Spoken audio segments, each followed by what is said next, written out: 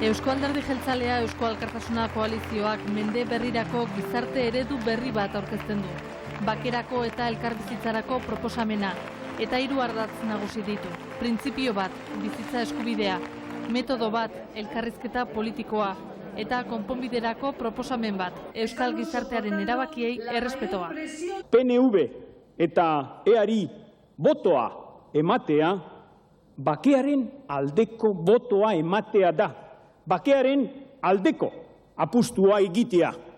Ekonomia alorrean Juan Jose Ibarretxe buru duen koalizio abertzaleak amaiera datarik izango ez duen kontzertu ekonomikoa exijitzen du. Eta abertzaletasun demokratikoak Euskadiren garapenari eginiko ekarpena azpimarratzen du. Espainiako eskubiak herri honi Euskadiri pobrezia besterik ez zion utzi. Orain dela 20 urte herri hau lur jota zegoen. Eta orain berriro, zorionez, tinko, indartzu, zutik dago. Honekin batera Gernikako estatutua behin betiko betetzeko eskatzen dute, Euskadi eraikitzen jarraitu ahal izateko.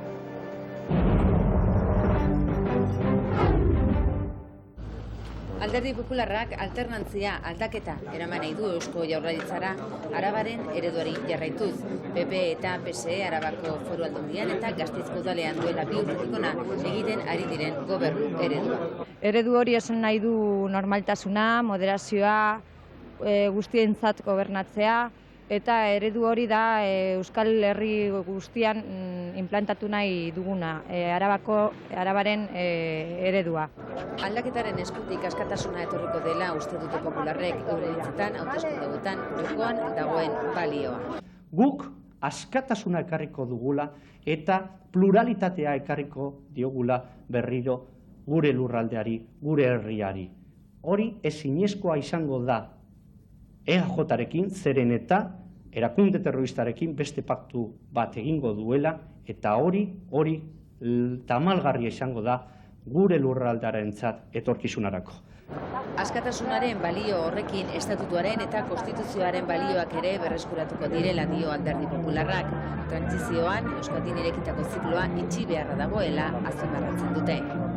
Estatutuarekin batera, kontzertu ekonomikoa Euskal Herritarren ardatza nagusietako batela defendatzen du Alderdi Popularrak. Euskal ekonomiaren garapenerako tresnarik garrantzitsuena eta arduraz erabiliko dutela agintzen dute popularrek.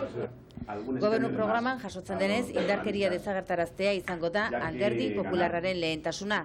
Horretarako, besteak beste, bilatzeko eta harrapatzeko Europako agindua proposatzen dute estradizio prozesu luzeak amaitzeko, eta ertzaintza kale borrokaren abanguardian egotea.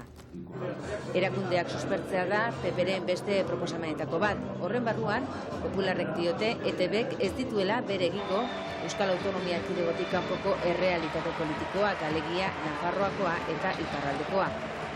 Administrazioan, funtzionari izateko hizkuntz eskakizunak berplanteatuko dituela dio Alderdi Popularrak.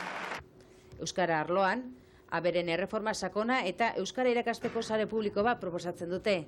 AEKak ez duela diru laguntzari jasoko iragarri dute.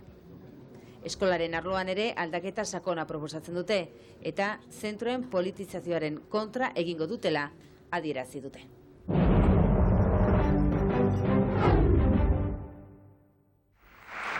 Arnaldo Otegi Euskal Herritarrek taldeko bozeramaileak esan du, unerik latzenetan ere ardura politikoa kostasunez irtenbideak eta bakea bilatzea exigitzen duela.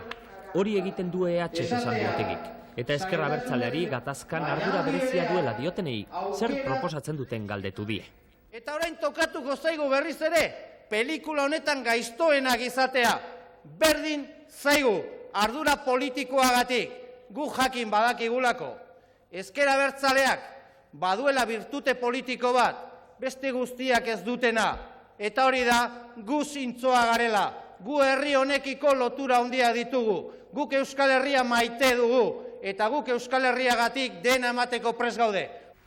Ezker abertzaleari inork ez diola azaldu behar sufritzea zer den esan du Gipuzkoako zerrendaburuak, eta salaketa eta malko hutsen aurrean borondate politikoa aldarrikatu du. Durangon, EH burujabetzaren aldeko apustua egin du 98an ilusioa eta 40 urtetan ezagutu den bakerik luzena ekarri zuen akordioaren aldeko apustua esan du Arnaldo Otegik.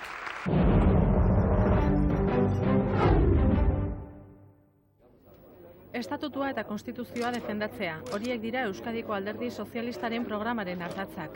Izan ere, hauteskundeen ondorengo hitzarmenez hitz egiterakoan, hori da Nikolas Redondok aldez aurretik ipini ohi duen lehen baldintza.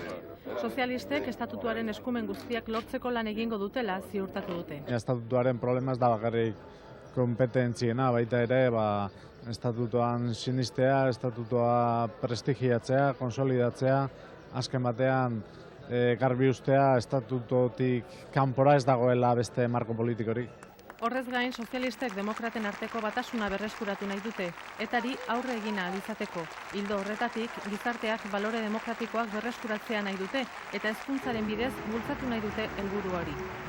Hezkuntza ez da izango politika isolatua, baizik eta Jaurlaritzaren arlo guztien artean erabakitakoa eta denetan eragina izango duena. Hezkuntzarekin batera, ertzaintza eta komunikabide publikoak ere aldatu nahi dituzte sozialistek.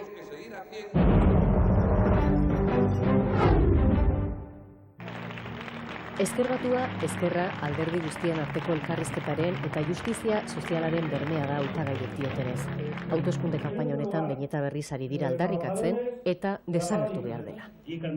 Etaren indarkeria ukatu, baztertu eta herri honentzako kalte ikaragarria dela. Hori nahi eta nahi ez baztertu beharreko gauza bat da.